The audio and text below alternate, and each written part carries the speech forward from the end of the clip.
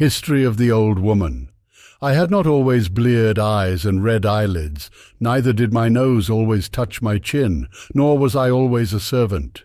I am the daughter of Pope Urban X, 10, and of the Princess of Palestrina.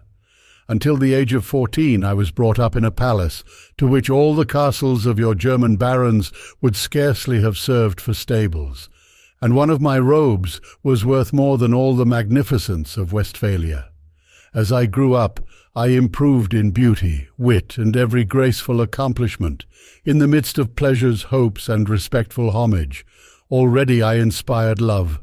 My throat was formed, and such a throat, white, firm, and shaped like that of the Venus of Medici. And what eyes!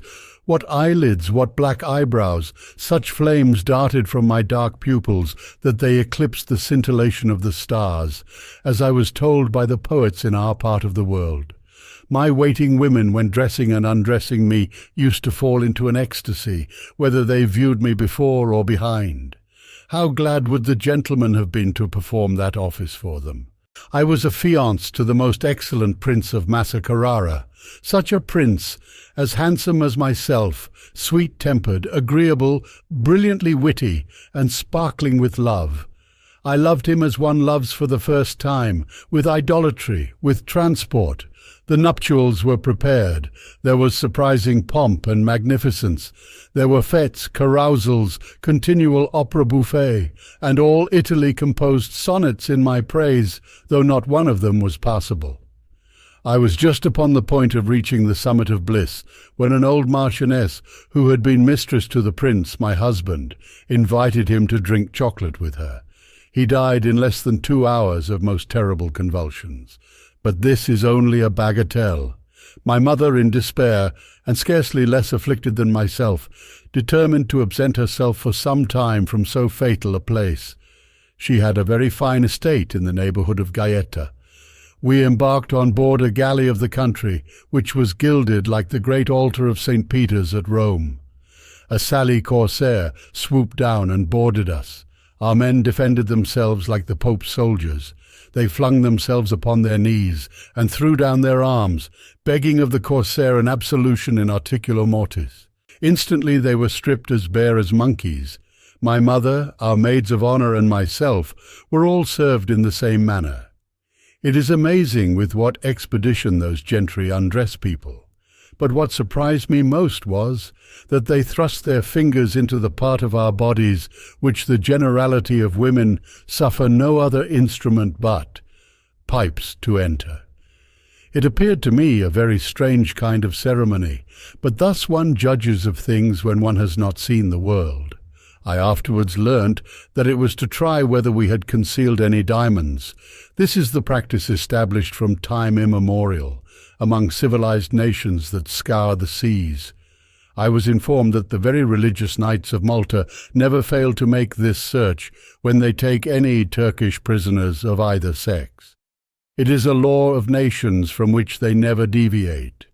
I need not tell you how great a hardship it was for a young princess and her mother to be made slaves and carried to Morocco. You may easily imagine all we had to suffer on board the pirate vessel. My mother was still very handsome. Our maids of honour and even our waiting women had more charms than are to be found in all Africa. As for myself, I was ravishing, was exquisite, grace itself, and I was a virgin. I did not remain so long. This flower, which had been reserved for the handsome Prince of Massa Carrara, was plucked by the corsair captain. He was an abominable negro, and yet believed that he did me a great deal of honour. Certainly the Princess of Palestrina and myself must have been very strong to go through all that we experienced until our arrival at Morocco. But let us pass on. These are such common things as not to be worth mentioning. Morocco swam in blood when we arrived. 50 sons of the Emperor Muley, Ismail, had each their adherents. This produced 50 civil wars, of blacks against blacks, and blacks against Tawnies, and Tawnies against Tawnies, and mulattoes against mulattoes. In short, it was a continual carnage throughout the empire. No sooner were we landed than the blacks of a contrary faction to that of my captain attempted to rob him of his booty. Next to jewels and gold, we were the most valuable things he had. I was witness to such a battle as you have never seen in your European climates. The northern nations have not that heat in their blood, nor that raging lust for women so common in Africa. It seems that you Europeans have only milk in your veins, but it is vitriol. It is fire which runs in those of the inhabitants of Mount Atlas and the neighboring countries. They fought with the fury of the lions, tigers, and serpents of the country to see who should have us. A Moor seized my mother by the right arm, while my captain's lieutenant held her by the left. A Moorish soldier had hold of her by one leg, and one of our corsairs held her by the other. Thus almost all our women were drawn in quarters by 4 men. My captain concealed me behind him, and with his drawn scimitar cut and slashed every one that opposed his fury. At length I saw all our Italian women, and my mother herself, torn, mangled, massacred, by the monsters who disputed over them. The slaves, my companions, those who had taken them, soldiers, sailors, blacks, whites, mulattoes, and at last my captain, all were killed, and I remained dying on a heap of dead. Such scenes as this were transacted through an extent of 300 leagues, and yet they never missed the 5 prayers a day ordained by Mahomet. With difficulty I disengaged myself from such a heap of slaughtered bodies, and crawled to a large orange tree on the bank of a neighboring rivulet, where I fell, oppressed with fright, fatigue, horror, despair, and hunger. Immediately after, my senses, overpowered, gave themselves up to sleep, which was yet more swooning than repose. I was in this state of weakness and insensibility, between life and death, when I felt myself pressed by something that moved upon my body. I opened my eyes and saw a white man of good countenance, who sighed, and who said between his teeth, "O che si augura d'essere senza coglioni." The adventures of the old woman continued. Astonished and delighted to hear my native language, and no less surprised at what this man said, I made answer that there were much greater misfortunes than that of which he complained. I told him in a few words of the horrors which I had endured, and fainted a second time. He carried me to a neighboring house, put me to bed, gave me food, waited upon me, consoled me, flattered me. He told me that he had never seen anyone so beautiful as I, and that he never so much regretted the loss of what it was impossible to recover. "I was born at Naples," said he. "There they geld 2,000 or 3,000 children every year. Some die of the operation, others acquire a voice more beautiful than that of women, and others are raised to offices of state. This operation was performed on me with great success, and I was chapel musician to Madam, the Princess of Palestrina." "To my mother!" cried I. "Your mother," cried he, weeping. "What can you be that young princess whom I brought up until the age of 6 years, and who promised so early to be as beautiful as you?" "It is I, indeed, but my mother lies 400 yards hence, torn in quarters under a heap of dead bodies." I told him all my adventures, and he made me acquainted with his, telling me that he had been sent to the Emperor of Morocco by a Christian power to conclude a treaty with that prince, in consequence of which he was to be furnished with military stores and ships to help to demolish the commerce of other Christian governments. "My mission is done," said this honest eunuch. "I go to embark for Ceuta, and will take you to Italy. Ma che sciagura d'essere senza coglioni." I thanked him with tears of commiseration, and instead of taking me to Italy, he conducted me to Algiers, where he sold me to the Dey. Scarcely was I sold, than the plague which had made the tour of Africa, Asia, and Europe broke out with great malignancy in Algiers. You have seen earthquakes, but pray, miss, have you ever had the plague? "Never," answered Cunegond. "If you had," said the old woman, "you would acknowledge that it is far more terrible than an earthquake. It is common in Africa, and I caught it. Imagine to yourself the distressed situation of the daughter of a pope, only 15 years old, who in less than 3 months had felt the miseries of poverty and slavery, had been ravished almost every day, had beheld her mother drawn in quarters, had experienced famine and war, and was dying of the plague in Algiers. I did not die, however, but my eunuch and the Dey, and almost the whole seraglio of Algiers perished. As soon as the first fury of this terrible pestilence was over, a sale was made of the Dey's slaves. I was purchased by a merchant and carried to Tunis. This man sold me to another merchant, who sold me again to another at Tripoli. From Tripoli I was sold to Alexandria, from Alexandria to Smyrna, and from Smyrna to Constantinople. At length I became the property of an Aga of the Janissaries, who was soon ordered away to the defense of Azov, then besieged by the Russians. The Aga, who was a very gallant man, took his whole seraglio with him, and lodged us in a small fort on the Palus Meotides, guarded by 2 black eunuchs and 20 soldiers. The Turks killed prodigious numbers of the Russians, but the latter had their revenge. Azov was destroyed by fire, the inhabitants put to the sword, neither sex nor age was spared, until there remained only our little fort, and the enemy wanted to starve us out. The 20 Janissaries had sworn they would never surrender. The extremities of famine to which they were reduced obliged them to eat our 2 eunuchs, for fear of violating their oath, and at the end of a few days they resolved also to devour the women. We had a very pious and humane imam, who preached an excellent sermon exhorting them not to kill us all at once. "Only cut off a buttock of each of those ladies," said he, "and you'll fare extremely well. If you must go to it again, there will be the same entertainment a few days hence. Heaven will accept of so charitable an action and send you relief." He had great eloquence. He persuaded them. We underwent this terrible operation. The Imam applied the same balsam to us as he does to children after circumcision, and we all nearly died. Scarcely had the Janissaries finished the repast with which we had furnished them, than the Russians came in flat-bottomed boats. Not a Janissary escaped. The Russians paid no attention to the condition we were in. There are French surgeons in all parts of the world. One of them, who was very clever, took us under his care. He cured us, and as long as I live I shall remember that as soon as my wounds were healed, he made proposals to me. He bid us all be of good cheer, telling us that the like had happened in many sieges, and that it was according to the laws of war. As soon as my companions could walk, they were obliged to set out for Moscow. I fell to the share of a boyard who made me his gardener, and gave me 20 lashes a day. But this nobleman, having in 2 years' time been broke upon the wheel along with 30 more boyards for some broils at court, I profited by that event. I fled. I traversed all Russia. I was a long time an innholder's servant at Riga, the same at Rostock, at Wismar, at Leipzig, at Cassel, at Utrecht, at Leiden, at The Hague, at Rotterdam. I waxed old in misery and disgrace, having only 1/2 of my posteriors, and always remembering I was a pope's daughter. 100 times I was upon the point of killing myself, but still I loved life. This ridiculous foible is perhaps one of our most fatal characteristics. For is there anything more absurd than to wish to carry continually a burden which one can always throw down, to detest existence and yet to cling to one's existence? In brief, to caress the serpent which devours us till he has eaten our very heart. History of the Old Woman.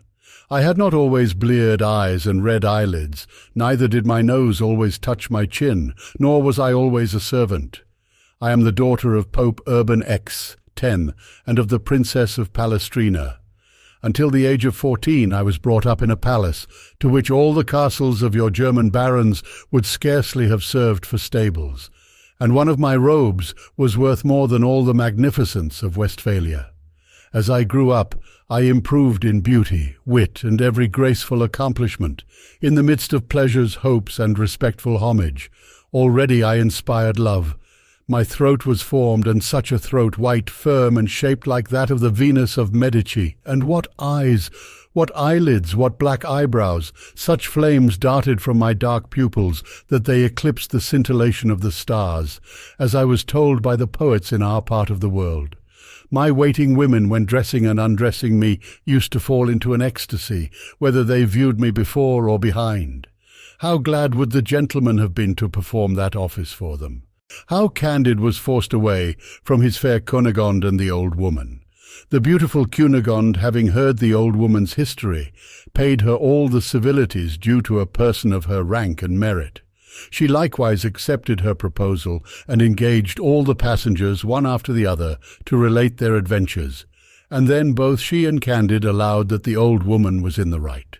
"It is a great pity," said Candide, "that the sage Pangloss was hanged contrary to custom at an auto da fe. He would tell us most amazing things in regard to the physical and moral evils that overspread earth and sea, and I should be able, with due respect, to make a few objections." While each passenger was recounting his story, the ship made her way. They landed at Buenos Aires. Cunegonde, Captain Candide, and the old woman waited on the governor, Don Fernando d'Ibarra, y Figueora, y Mascarenes, y Lampurdos, y Souza.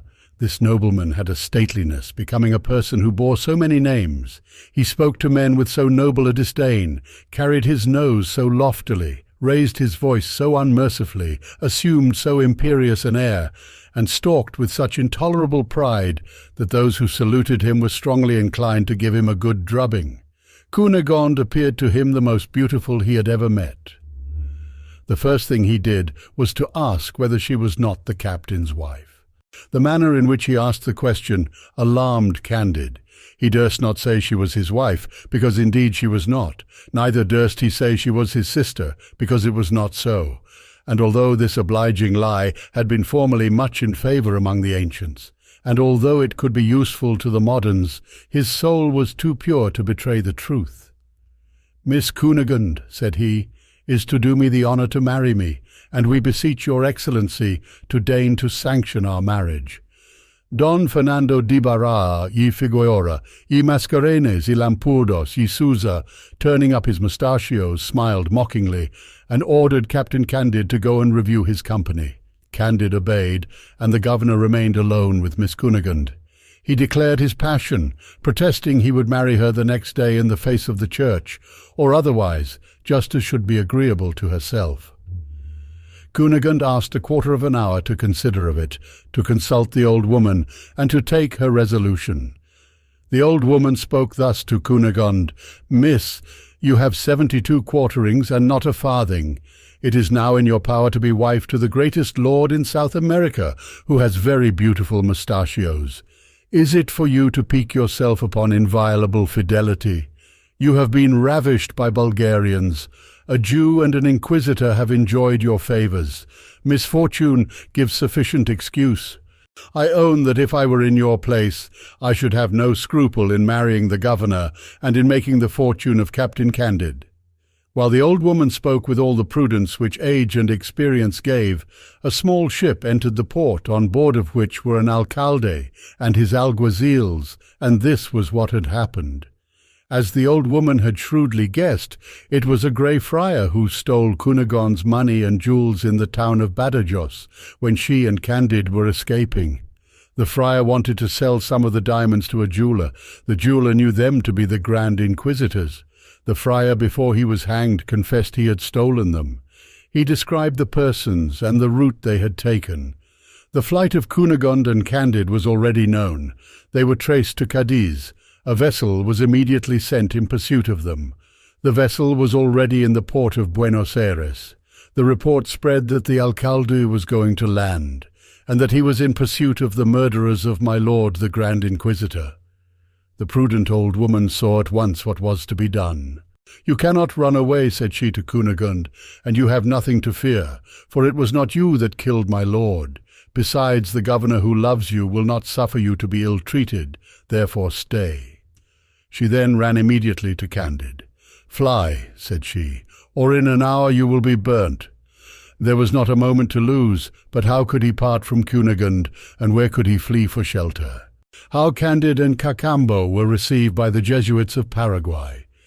Candide had brought such a valet with him from Cadiz as one often meets with on the coast of Spain and in the American colonies. He was a quarter Spaniard, born of a mongrel in Tucuman. He had been singing boy, sacristan, sailor, monk, peddler, soldier, and lackey. His name was CACAMBO, and he loved his master because his master was a very good man. He quickly saddled the 2 Andalusian horses. "Come, master, let us follow the old woman's advice. Let us start and run without looking behind us." Candide shed tears. "Oh, my dear Cunegonde, must I leave you just at a time when the governor was going to sanction our nuptials? Cunegonde, brought to such a distance, what will become of you?" "She will do as well as she can," said Cacambo. "The women are never at a loss. God provides for them. Let us run." "Whither art thou carrying me? Where shall we go? What shall we do without Cunegond?" said Candide. "By St. James of Compostela," said Cacambo, "you were going to fight against the Jesuits. Let us go to fight for them. I know the road well. I'll conduct you to their kingdom, where they will be charmed to have a captain that understands the Bulgarian exercise. You'll make a prodigious fortune. If we cannot find our account in one world, we shall in another. It is a great pleasure to see and do new things." "You have before been in Paraguay, then?" said Candide. "Aye, sure," answered Cacambo. "I was a servant in the College of the Assumption, and am acquainted with the government of the good fathers as well as I am with the streets of Cadiz. It is an admirable government. The kingdom is upwards of 300 leagues in diameter, and divided into 30 provinces. There the fathers possess all, and the people nothing. It is a masterpiece of reason and justice. For my part, I see nothing so divine as the fathers, who here make war upon the kings of Spain and Portugal, and in Europe confess those kings, who here kill Spaniards, and in Madrid send them to heaven. This delights me. Let us push forward. You are going to be the happiest of mortals. What pleasure will it be to those fathers to hear that a captain who knows the Bulgarian exercise has come to them."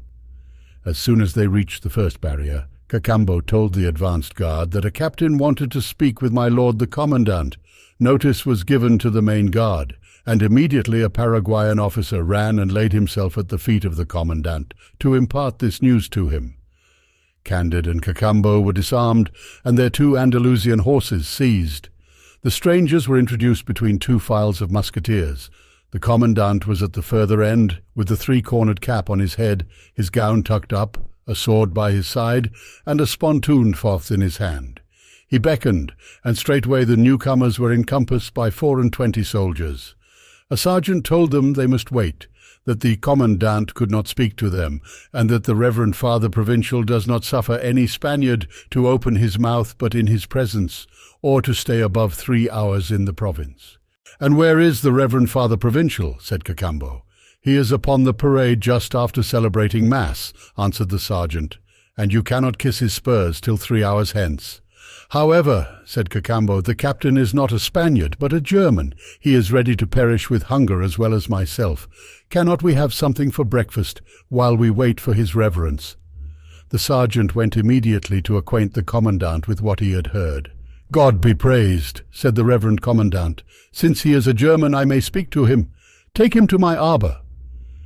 Candide was at once conducted to a beautiful summer house, ornamented with a very pretty colonnade of green and gold marble, and with trellises, enclosing paroquets, hummingbirds, flybirds, guinea hens, and all other rare birds.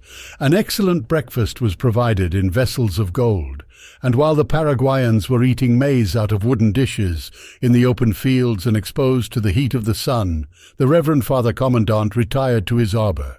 He was a very handsome young man, with a full face, white skin but high in colour. He had an arched eyebrow, a lively eye, red ears, vermilion lips, a bold air, but such a boldness as neither belonged to a Spaniard nor a Jesuit.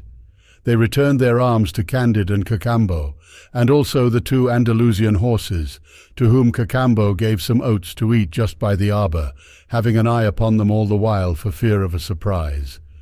Candide first kissed the hem of the commandant's robe, then they sat down to table. "You are then a German?" said the Jesuit to him in that language. "Yes, Reverend Father," answered Candide. As they pronounced these words, they looked at each other with great amazement, and with such an emotion as they could not conceal. "And from what part of Germany do you come?" said the Jesuit. "I am from the dirty province of Westphalia," answered Candide. "I was born in the castle of Thunder-ten-Tronckh." "Oh heavens, is it possible?" cried the commandant. "What a miracle!" cried Candide. "Is it really you?" said the commandant. "It is not possible," said Candide. They drew back, they embraced, they shed rivulets of tears. "What is it you, Reverend Father? You, the brother of the fair Cunegond? You that was slain by the Bulgarians? You, the Baron's son? You, a Jesuit in Paraguay? I must confess this is a strange world that we live in. Oh, Pangloss, Pangloss, how glad you would be if you had not been hanged." The commandant sent away the Negro slaves and the Paraguayans, who served them with liquors in goblets of rock crystal. He thanked God and St. Ignatius 1,000 times. He clasped Candide in his arms, and their faces were all bathed with tears. "You will be more surprised, more affected and transported," said Candide, "when I tell you that Cunegonde, your sister, whom you believe to have been ripped open, is in perfect health." "Where?" "In your neighborhood with the governor of Buenos Aires, and I was going to fight against you." Every word which they uttered in this long conversation but added wonder to wonder. Their souls fluttered on their tongues, listened in their ears, and sparkled in their eyes. As they were Germans, they sat a good while at table, waiting for the Reverend Father Provincial, and the Commandant spoke to his dear Candide as follows.